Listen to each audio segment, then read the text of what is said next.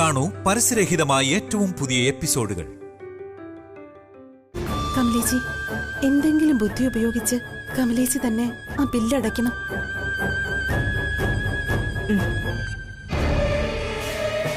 DK ഫാർമസിയുടെ മുന്നിൽ നിന്ന് മാറ്റണം. അത് നിനക്കേ പറ്റൂ. കമലേച്ചി പേടിക്കണ്ട, ഞാൻ വഴിയുണ്ടാക്കാം.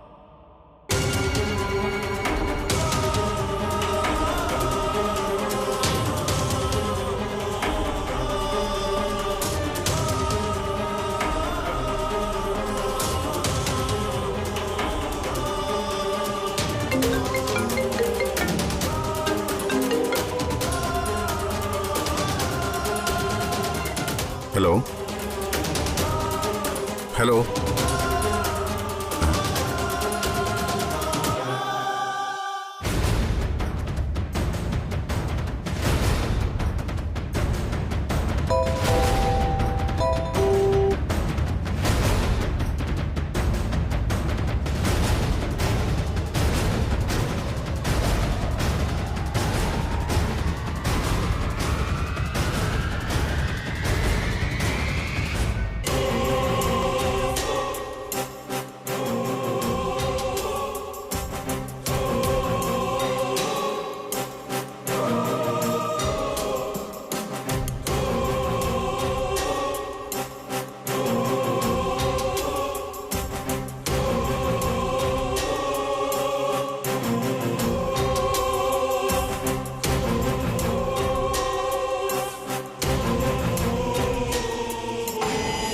ഒരു വിധത്തിൽ രക്ഷപ്പെട്ടു. എന്നാ നമുക്ക് ഇറങ്ങാം. എല്ലാം എടുത്തോളൂ. വാ.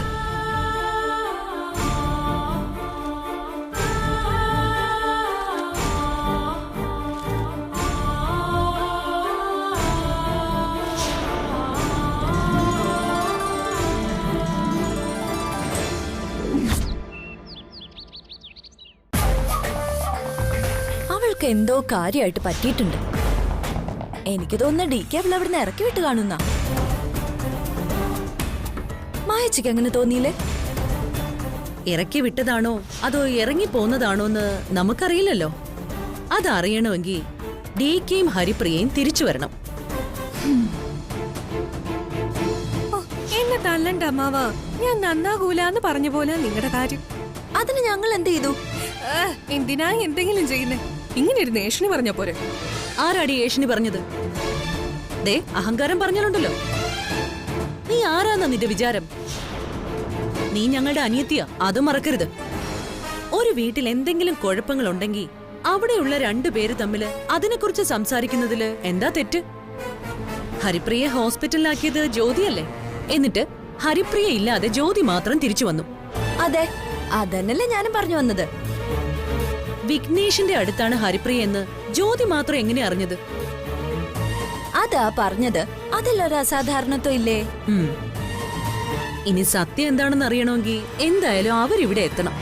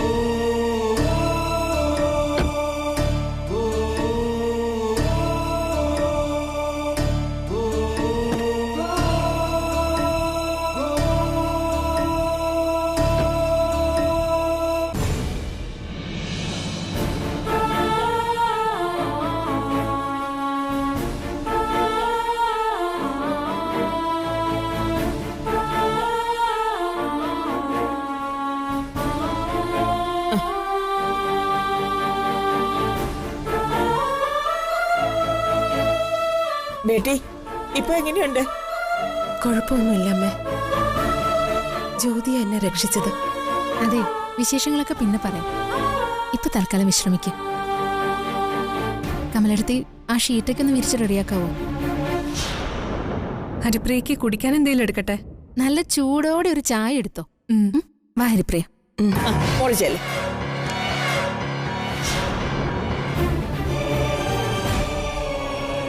അല്ല മായച്ചി, ഈ ഹരിപ്രിയക്ക് ഇത്രയ്ക്ക് ആവശ്യത എന്താ? ഡി കെ, സത്യത്തില് വിഘ്നേഷ് ഹരിപ്രിയ ഉപദ്രവിച്ചോ? എന്തിനാടാ ആ വിഘ്നേഷ് ഈ പാവത്തെ തട്ടിക്കൊണ്ടു പോയത്? പ്രതികാരം പല വിധത്തിലല്ലേ ആളുകൾ തീർക്കുന്നത്.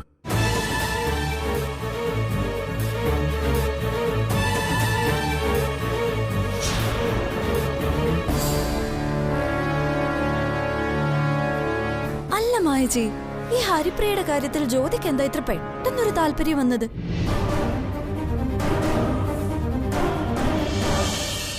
കിടന്നോ?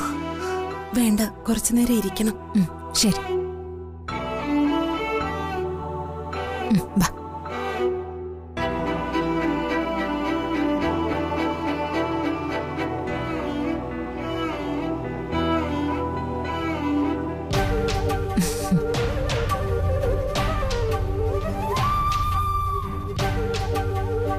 അവരോടൊക്കെ എന്ത് പറയണമെന്ന് ആലോചിച്ച് തൽക്കാലം നീ ബുദ്ധിമുട്ടണ്ട. നിന്റെയോ കമലേടത്തിയുടെ നാവിൽ നിന്ന് ഒരാളും ഇക്കാര്യം അറിയരുത്. നിന്നെ സഹായിക്കാൻ പറ്റുമെന്ന് എനിക്ക് ഒരുറപ്പുമില്ല. എത്ര നാൾ ഈ രഹസ്യം സൂക്ഷിക്കാൻ പറ്റുമെന്ന് എനിക്കറിയില്ല. ഇപ്പൊ എൻ്റെ ഉള്ളില് ആളിക്കത്തുന്നൊരു തീ കൊണ്ടുണ്ട്. ആദ്യം അതൊന്ന് അടങ്ങട്ടെ.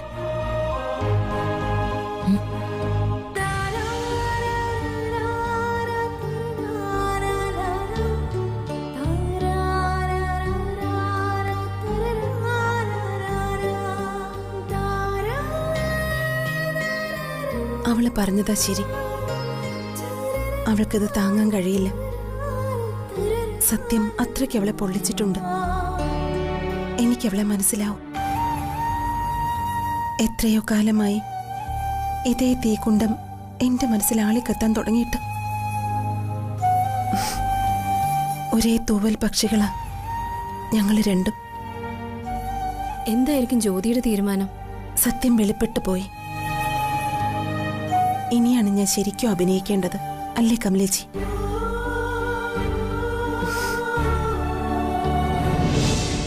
ഓ പാവം, വല്ലാതെ പേടിച്ചു. ആ വിഘ്നേഷ് ആളെ ഉപദ്രവിച്ചോ മോളെ? ആ കമല എന്തൊക്കെയോ ചില കടലാസുകളുമായിട്ട് ഇവിടുന്ന് ഓടിപ്പാഞ്ഞു വന്നല്ലോ. അവള് മരിക്കാൻ പോകുന്നത് പോലെയാ കമല നിലവിളിച്ചത്. സത്യത്തിൽ ഹരിപ്രിയക്ക് വേറെ എന്തെങ്കിലും കുഴപ്പമുണ്ടോ?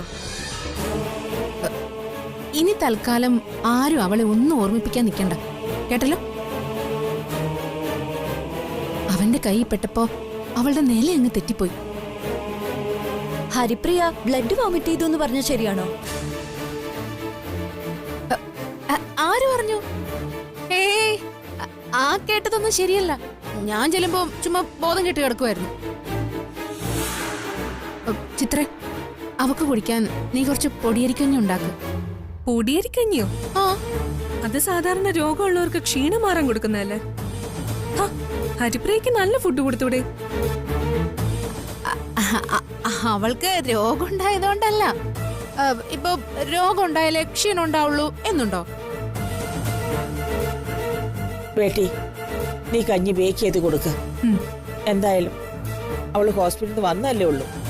ഞാൻ അവളെ ഒന്ന് കണ്ടിട്ട് വരാം. അയ്യോ, അമ്മ ഇപ്പൊ അങ്ങോട്ട് അമ്മ അവളെ കാണാൻ പോണ്ട. വൈ? അതെന്താ ഞാൻ അവളെ കണ്ട? അവൾക്ക് ഒറ്റയ്ക്ക് സംസാരിക്കാൻ എന്താ problem? Beti, you go make കഞ്ഞി. ശരി അമ്മ. I go speak Haripriya. Okay?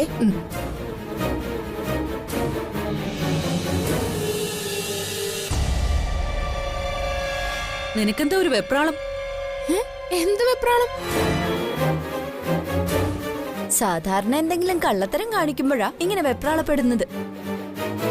എന്തോ ഒരു ചുറ്റിക്കളിയുടെ സ്മെല്ലടിക്കുന്നുണ്ട്. അതെ, നിങ്ങളൊരു കാര്യം ആലോചിക്കണം. ആര് കാരണം അവൾക്ക് ഈ ആപത്തൊക്കെ വന്നത്? നമ്മള് കാരണം. വിഘ്നേഷും അവളും തമ്മിൽ എന്തെങ്കിലും പ്രശ്നമുണ്ടോ? ഇല്ലല്ലോ. ഈ വീടിനോടും ഹിറ്റ്ലറിനോടുമുള്ള പ്രതികാരം തീർക്കാൻ വിഘ്നേഷ് ഹരിപ്രിയെ തട്ടിക്കൊണ്ടുപോയി. അപ്പൊ അവളെ സംരക്ഷിക്കേണ്ട ബാധ്യത ആർക്കാ? നമുക്കല്ലേ? സത്യത്തിൽ അവക്ക് മറ്റെന്തെങ്കിലും അപകടം സംഭവിച്ചിരുന്നെങ്കിലോ? എന്താ അപകടം? നിനക്ക് ബുദ്ധിയുണ്ടോ? വിവേകമുണ്ടോ? എന്തൊക്കെ വാർത്തകളാ ദിവസവും കേൾക്കുന്നത്? തട്ടിക്കൊണ്ടുപോയി പീഡിപ്പിച്ചു, കൊന്ന് വഴിയിൽ ഉപേക്ഷിച്ചു, അങ്ങനെ എത്ര സംഭവങ്ങളാ. അങ്ങനെ വല്ലത് ഇവിടെ സംഭവിച്ചിരുന്നെങ്കിലോ? ഈ വീടേ ഇപ്പൊ മരണവീടായനെ. പോലീസ്, പത്രക്കാര്, ചാനലുകാര് ഇവരെല്ലാവരും കൂടെ ഇവിടെ കേറി ഇറങ്ങി നിരങ്ങിയനെ. അതിനിപ്പോ അങ്ങനെയൊന്നും സംഭവിച്ചില്ലല്ലോ. അത് ഭാഗ്യം. അല്ല, ഹരിപ്രിയെ തന്നെയാണ് അയാളെ തട്ടിക്കൊണ്ടുപോകാൻ പ്ലാൻ ചെയ്തിരുന്നതെന്ന് എന്താ ഉറപ്പ്? പകരം നിങ്ങള് 3 പേരിൽ ആരെയെങ്കിലും തട്ടിക്കൊണ്ടുപോകാൻ വെച്ച കെണിയിൽ ഹരിപ്രിയ പെട്ടുപോയതാണെങ്കിലോ? ഞങ്ങളെയോ? ഏയ്, അതൊന്നും ആയിരിക്കില്ല. നിങ്ങളെ തന്നെ ആയിരിക്കും. നിങ്ങൾ ഹിറ്റ്ലറിന്റെ മരുമക്കളല്ലേ? നിങ്ങളെ കൊണ്ടുപോയാലും ഹിറ്റ്ലറിന് വേദനിക്കത്തില്ലേ? അവള് കിടന്ന സ്ഥാനത്ത് ഇപ്പൊ നിങ്ങൾ 3 പേരിൽ ആരെങ്കിലും കിടന്നേനെ. അതുകൊണ്ട് അവള് നമ്മള് വേണം നോക്കാൻ.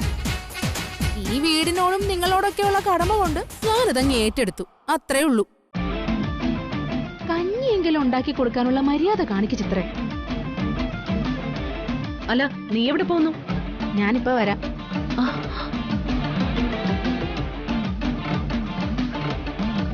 അല്ല മായജി, അവൾ എന്തൊക്കെയാ പറഞ്ഞിട്ട് പോയത്? എനിക്കൊന്നും അങ്ങോട്ട് മനസ്സിലായില്ല. ഒന്നുമില്ല, അവൾക്ക് കഞ്ഞി ഉണ്ടാക്കി കൊടുക്കണം. തൽക്കാലം അത്രയും മനസ്സിലാക്കിയാ മതി. വാ.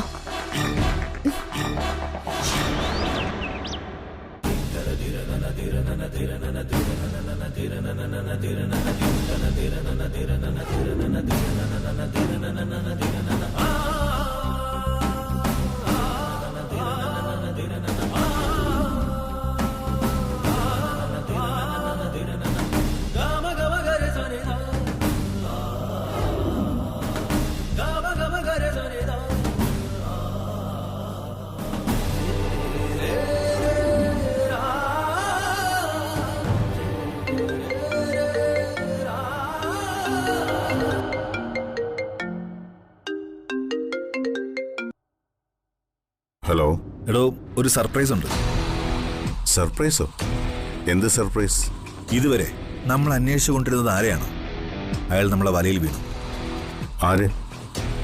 ആരുടെ കാര്യം താനീ പറയുന്നത്? എടോ, ആ ഡ്രൈവറില്ലേ, കാറ്ററിംഗ് മാനിന്റെ, അവൻ എന്റെ കസ്റ്റഡി കിട്ടിയിട്ടുണ്ട്. എവിടുന്ന് അവനെ പൊക്കിയത്? ഇവിടുന്ന് തമിഴ്നാട്ടിലേക്ക് രക്ഷപ്പെടാനുള്ള ശ്രമത്തിനിടയില അവൻ പോലീസിന്റെ പിടിയിലായത്. എന്നിട്ട് അവനെ ചോദ്യം ചെയ്തോ? ഇല്ല, ഞാൻ അങ്ങോട്ട് പൊയ്ക്കൊണ്ടിരിക്കുന്നതേ ഉള്ളൂ. അന്നത്തെ ആ പാർട്ടിക്കിടയിൽ ആരാണ് ഫുഡിൽ വിഷം ചേർത്തതെന്ന് അവന് കൃത്യമായി അറിയാൻ പറ്റും. അവനെ കൊണ്ടത് പറയിക്കാൻ പറ്റുമെന്ന് എന്റെ വിശ്വാസം. അത് വേണം. എങ്ങനെയെങ്കിലും അവനെ കൊണ്ടത് തെളിയിച്ചേ പറ്റൂ. ആരാണിതിന് പിന്നിലെന്ന് എന്ത് ചെയ്തിട്ടായാലും അവനെ കൊണ്ട് പറയിക്കണം. നോക്കാം. ആദ്യം ഞാൻ അവനെ ഒന്ന് കാണട്ടെ, എന്നിട്ട് തീരുമാനിക്കാം എന്ത് ചെയ്യണമെന്ന്. വിവരങ്ങൾ ഞാൻ അപ്ഡേറ്റ് ചെയ്യാം. ഓക്കെ, ഞാൻ തന്നെ വിളിച്ചോളാം. എന്നാ ശരി. ആരായിരുന്നു വിളിച്ചത്? കമ്മീഷണറാ. എന്താ? ആ ഡ്രൈവറെ കിട്ടിയെന്ന്. ഡ്രൈവറോ? ഏത് ഡ്രൈവർ? ആ കേറ്ററിംഗ് വാനിന്റെ ഡ്രൈവറില്ലേ, അന്ന് ഭക്ഷ്യവിഷബാധയേറ്റ ഫംഗ്ഷന് ഫുഡ് കൊണ്ടുപോയ ഡ്രൈവർ, അവനെ കിട്ടിയെന്ന്. ആണോ? ഓ എന്റെ കൃഷ്ണ, എന്തായാലും അത് നന്നായി. എന്റെ ഉറച്ച വിശ്വാസം ഇതാ വിഘ്നേഷ് തന്നെ ചെയ്യിച്ചതായിരിക്കും. അവനെ ഇനി ഇങ്ങനെ വിട്ടാ പറ്റത്തില്ല. അവനെ പൂട്ടിയേ പറ്റൂ. അവനെ വേരോടെ പറിച്ചെടുക്കാനുള്ള ശ്രമമാണ് ഞാൻ നടത്തുന്നത്. ഇനി അവൻ ഒരിടത്തും പോയി ഇതുപോലെ അഭ്യാസം ഇറക്കില്ല. അവന് മാത്രമല്ല ഹിറ്റ്ലറെ, ഇവിടെ ഉള്ളവരുടെ കാര്യത്തിലും നിങ്ങൾ കുറച്ചുകൂടെ വിജിലന്റ് ആവണം. കൊച്ചിയില് നമ്മുടെ കൺസ്ട്രക്ഷൻ കമ്പനിയില് അവൻ പ്രശ്നങ്ങൾ ഉണ്ടാക്കി. ഇപ്പോ ഹരിപ്രിയെ തട്ടിക്കൊണ്ടുപോയി. കേക്കില് വിഷം വെക്കാൻ ആളെ അയച്ചു. ഇതെല്ലാം നമുക്ക് അങ്ങനെ അങ്ങോട്ട് ക്ഷമിച്ചു കൊടുക്കാൻ പറ്റുമോ? നാളെ എന്നെയോ നിങ്ങളെയോ നിങ്ങളുടെ മക്കളെയോ മരുമക്കളെയോ ഇനി അമ്മയെ തന്നെയോ ആരെ വേണമെങ്കിലും അവൻ അപകടപ്പെടുത്തിയെന്ന് വരും. അങ്ങനെയൊന്നും സംഭവിക്കാൻ പാടില്ല.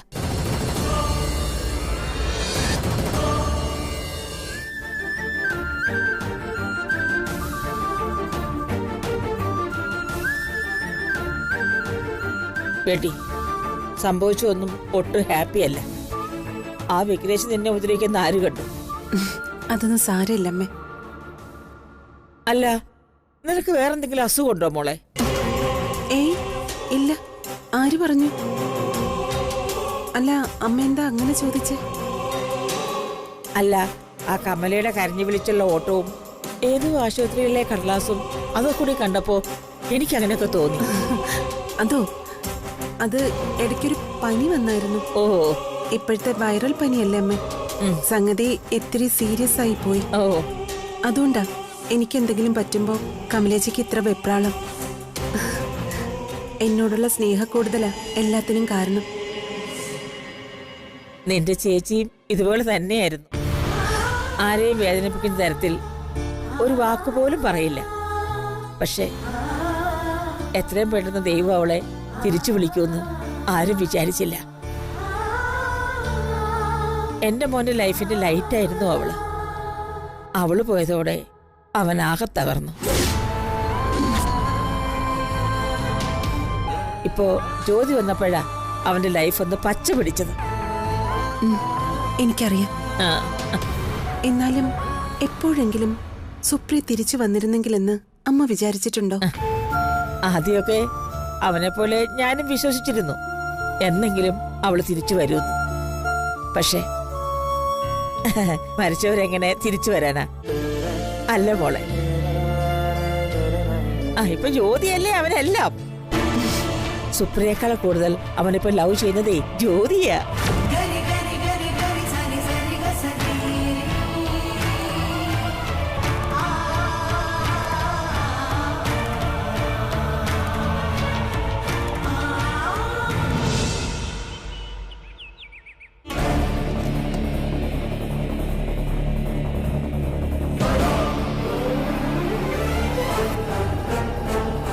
എനിക്കൊന്നും അറിയില്ല സാറേ, എന്നെ രക്ഷിക്കണം. ഞാനിതൊന്നും ചെയ്തിട്ടില്ല സാർ. നിന്റെ പേരെന്താ? സെബാസ്റ്റ്യൻ. സെബാസ്റ്റ്യ, നീ ഇങ്ങനെ കരഞ്ഞ് നിലവിളിച്ചത് കൊണ്ടൊന്നും ഒരു രക്ഷയുമില്ല. നീ തന്നെയാണ് അപരിചിതനായ ഒരാളുമായി ഫുഡ് സപ്ലൈ ചെയ്യുന്നിടത്ത് എത്തിയത്. അതിന് വ്യക്തമായ തെളിവുകൾ ഞങ്ങൾക്ക് കിട്ടിയിട്ടുണ്ട്. പറയടാ, എന്തിനാ നീ ഇത് ചെയ്തത്? ആർക്കു വേണ്ടിയാ നീ ഈ ക്രൂരത കാണിച്ചത്? എത്ര കിട്ടി നിനക്ക്? പറയടാ.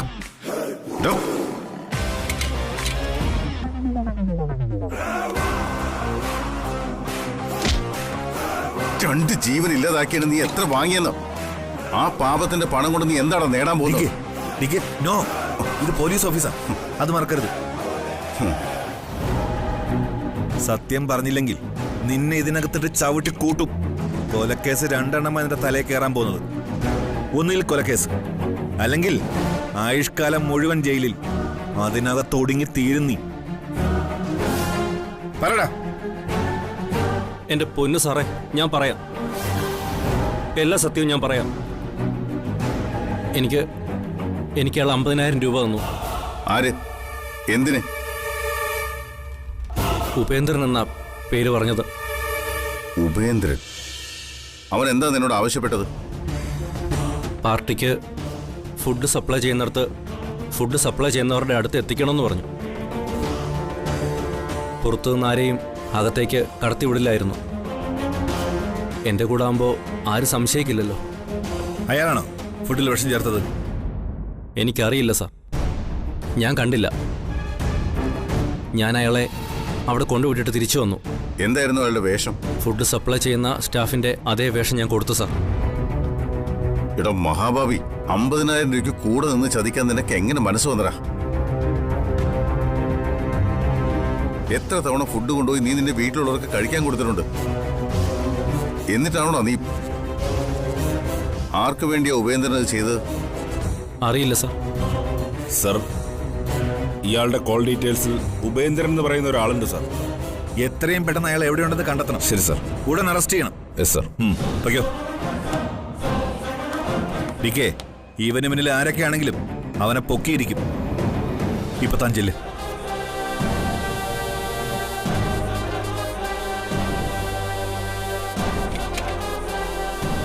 പറയ്, ആരാ ഉപേന്ദ്രൻ? തീർന്നു, സകലതും തീർന്നു. എന്തിനാണോ അവൻ ചെന്ന് പോലീസിന്റെ വലയിൽ വീണു കൊടുത്തത്?